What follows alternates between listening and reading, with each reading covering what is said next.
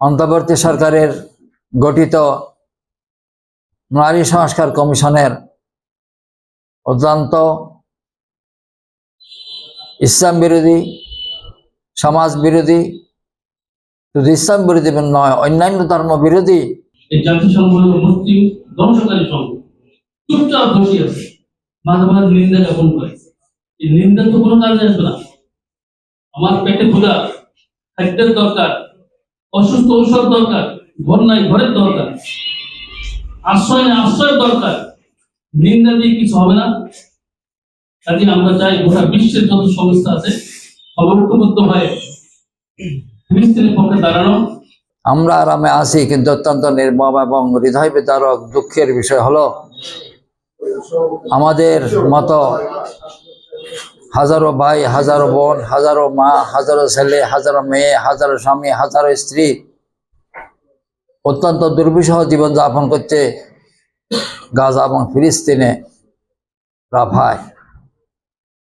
আজকে তাদের যে করুণ দশায় হৃদয়ের মর্মবেদনা নিয়ে অত্যন্ত মর্মান্তিক সেই দৃশ্যগুলো পত্রিকায়, টেলিভিশনে, ফেসবুকে দেখে আমাদের অন্তঃকরণে জ্বালা, ক্ষোভ, নিন্দার, প্রতিবাদের ঝড় প্রবাহিত হচ্ছে।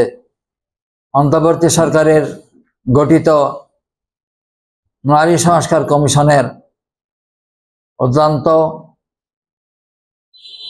ইসলাম বিরোধী, সমাজ বিরোধী, শুধু ইসলাম বিরোধী নয়, অন্যান্য ধর্ম বিরোধী কিছু নীতিমালা তারা দিয়েছে। তার জন্য আমাদের প্রতিবাদের ক্ষোভ প্রকাশিত হচ্ছে।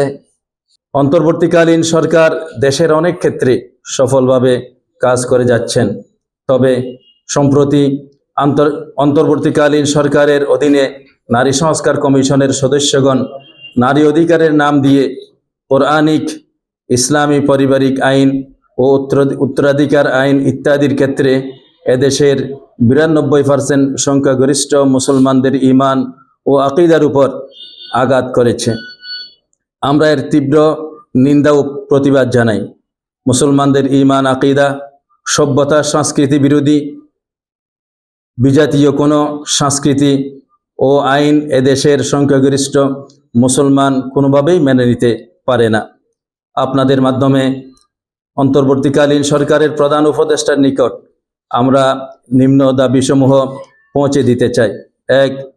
নারী সংস্কার কমিশনের ইসলাম বিরোধী প্রস্তাবনা সমূহ বাতিল করতে হবে। বর্তমান নারী সংস্কার কমিশনকে বাতিল করে ইসলামের রীতিনীতির প্রতি শ্রদ্ধাশীল, জ্ঞানী এবং বিজ্ঞজনদেরকে নিয়ে নতুন করে সংস্কার কমিশন গঠন করতে হবে। সম্মানিত সাংবাদিক ভাই ও বন্ধুগণ, ফিলিস্তিন, ভারত এবং নারী সংস্কার কমিশনের ব্যাপারে আমাদের পেশকৃত দাবিসমূহ এদেশের সংখ্যাগরিষ্ঠ মানুষের প্রাণের দাবি।